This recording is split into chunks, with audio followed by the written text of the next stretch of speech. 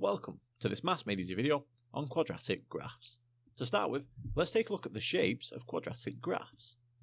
Now, quadratic graphs have the general form of ax squared plus bx plus c. Okay, so these can either be U-shaped if a is positive or N-shaped if a is negative. And we can see a few examples below. So in this case here, for y equals x squared, notice this is a positive value of a because this is a U-shaped value. In this case, a is just simply 1. Okay, so a would be 1 here, b would be 0, and c would also be 0 there. Okay, and in that case, I would just simply leave you with y equals x squared. For this example here, well, again, a is positive, so in that case we have a U-shaped quadratic, and comparing the coefficients here, we can see a is equal to 1, b is equal to 3, that's the 3x here, and c is minus 4 there. Okay, but like we said there, the key idea here is this is U-shaped because a is positive. And finally here, if we take a look at this quadratic, what we should notice straight away is we have this N shape, and that suggests a is negative, and clearly that's true there because a here is equal to minus 1. B is equal to minus 2, and finally here c is equal to 8. So that gives us everything we need there for quadratic graph shapes. Let's move on now to sketching quadratic graphs. Now, to sketch quadratic graphs, you simply need to follow these steps. Step 1, we decide whether the graph is going to be an N shape or a U shape. Remember, it'll be U-shaped if the coefficient of x squared is positive. So that means if a is positive, if a is greater than 0, then it's a U-shaped quadratic, and if a is less than 0, then we have an N-shaped quadratic like that. Step 2, we find the intersections with the x-axis by setting y equal to 0, and the y-axis by setting x equal to 0. Step 3, we find the maximum if it is an N-shaped graph. So if it's an N here, this has a maximum. And if we have a U-shaped here, that is a minimum.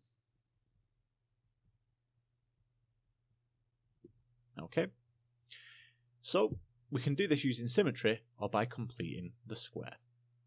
And finally, for step 4 here, we just sketch the graph and we label all the important points.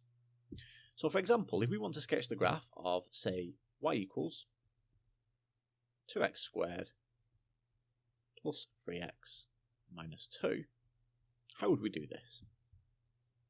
Well, step 1 here is to identify whether this is going to be a U-shaped quadratic or an N-shaped quadratic. Well, what I notice here is the coefficient of x squared, a, is equal to 2. So that's greater than 0, so that means we have a U-shaped quadratic. Okay, so we know the general shape of our quadratic. Applying step 2 here, we're going to set y equal to 0 and x equal to 0. So first, set y equal to 0.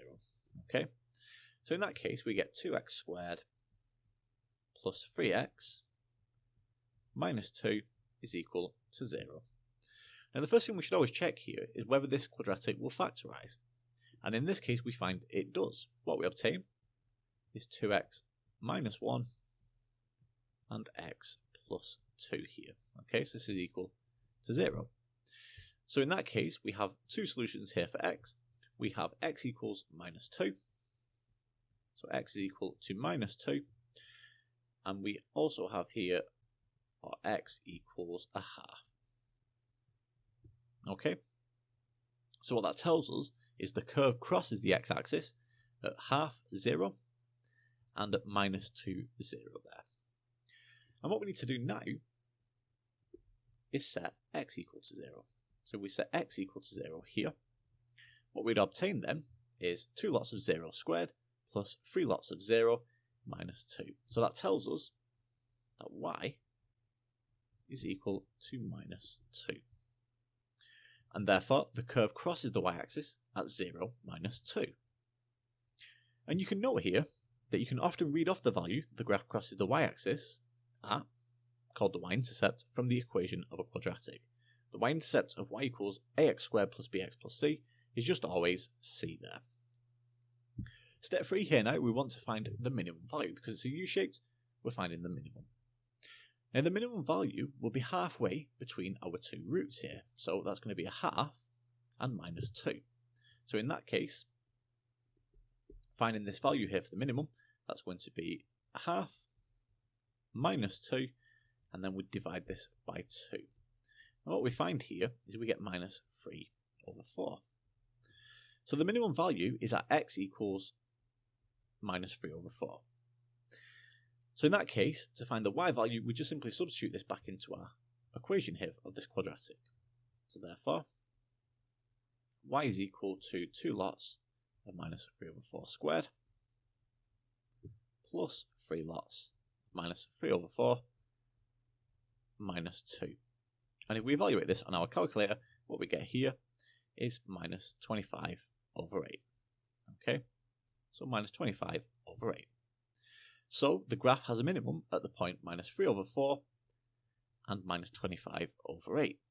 So all we simply need to do here now is sketch everything that we've got. So we know our quadratic will be a U-shaped. We know it's going to cut through the x-axis at minus 2 here and a half. And we know it's going to cut through the y-axis at minus 2. And we know the coordinates for our minimum. So if we put all of that together, what we obtain is something that looks like this. Notice we've got our solutions here, where it cuts through the x-axis, so that's minus 2 and a half. It cuts through the y-axis here at minus 2, and our minimum point is here, minus 3 over 4 and minus 25 over 8. So that gives us everything we need there for sketching quadratic graphs. Let's move on now to take a look at completing the square to sketch graphs. So what we're going to do here now is use completing the square to sketch this curve here. So to do this, first we need to complete the square, obviously. Now the difficulty here is our a is equal to 3 rather than 1. Remember, when you're completing the square, we need a to be equal to 1. So I'm just going to rewrite y ever so slightly. We can factor this 3 out here at the front, so it becomes 3 lots of x squared minus 4x. Okay, and over here we still got our plus 7. Now here, what I've got is this coefficient of x squared, which is just 1. So that's fine. We can now complete the square on this equation. So, completing the square here, what I get is y equals, I'm going to get 3 lots of x minus 2. We square this bracket here. We also square the minus 2, which would give us 4, but we take the minus of this, and then we times it by whatever's in front of the bracket. So that gives us minus 12. And don't forget we've got our plus 7 here. So now all we want to do here is simplify this. So what we get is y equals 3 lots of x minus 2 all squared minus 5. Okay. So now what we want to do here is find where this curve crosses the x-axis. And to do that, we set y equal to 0. So therefore, if we set y equal to 0, so set y equal to 0. So in that case, 3 lots of x minus 2 all squared minus 5 is equal to 0. So the first thing I can do here is add 5 to both sides. That's 3 lots of x minus 2 all squared equals 5. We can now divide by the 3 here. That gives x minus 2 all squared is equal to 5 over 3. Now we want to take the square root of the left-hand side and the right-hand side of this equation. So I get x minus 2 is equal to plus or minus. Be very careful here. Don't forget we've got the negative solution as well, for 5 over 3. And finally, we just want x here, so we add 2 to the left-hand side and the right-hand side. So we find x here is equal to 2 plus or minus the square root of 5 over 3. Okay, so in this case now, I've got my solutions here for x, where it crosses the x-axis. So now what we want to do is set x equal to 0 to find the y-intercept. So when x is equal to 0, when x is equal to 0 here, I'll set x equal to 0. We can easily find that now by just taking a look at this expression here. Well, that's going to be 3 lots of 0 minus 2 all squared minus 5. Okay, so that's going to be 3 lots of 0 minus 2 all all squared minus 5. Or you could also substitute into this expression here, and you'd just find that that's equal to 7 here, okay? So we'll find here that that's equal to 7. So we know the curve crosses the y-axis at 0, 7. What we also know here is this x minus 2 all squared will always be greater than or equal to 0, as this is a square number. So therefore the minimum value occurs at x minus 2 equals 0, and that tells us x equals 2 is where the minimum occurs. So the x coordinate for the minimum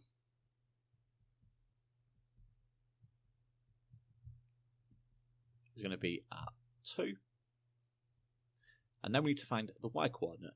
And again, we just simply substitute that into either of these expressions here. So either this y equals 3x squared minus 12x plus 7, or our completed square form here. Each expression would be absolutely fine.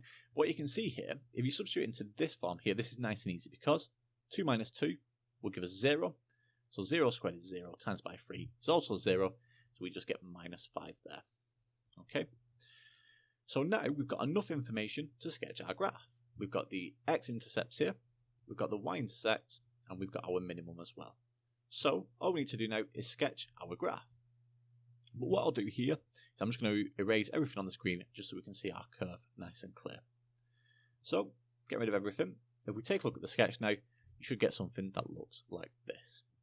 Notice here, this is 2 minus root 15 over 3 and 2 plus root 15 over 3. These are equivalent to what I noted before. They're just a slightly different form of writing them, but that's absolutely fine either way. Okay, we've got our minimum here of 2 minus 5. And just a quick note here, you can read off the vertex of a graph from complete square form. The vertex of, say, y equals a x plus b all squared plus c is always at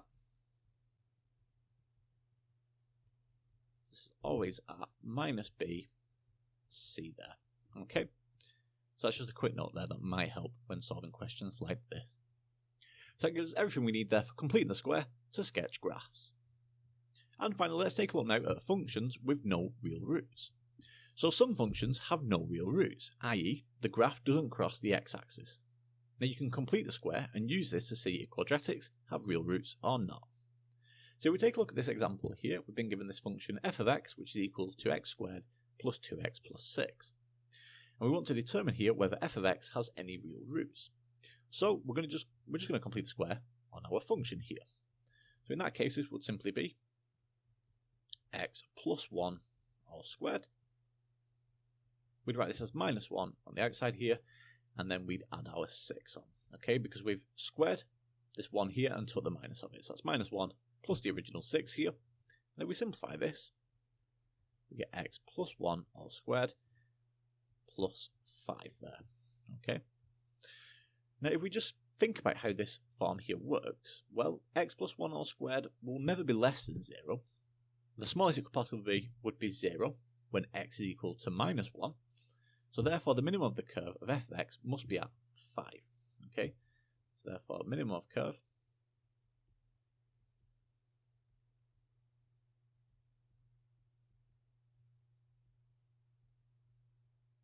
at 5.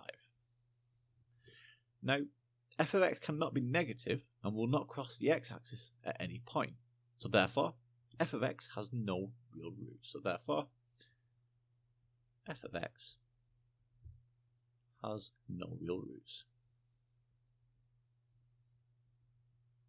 Okay, and we can make a quick note here that if the coefficient of x squared is negative, you can do a similar thing to see if f of x has real roots by checking if f of x is ever positive. So that gives us everything we need there for functions with no real roots, and that concludes this Maths Made Easy video on quadratic graphs.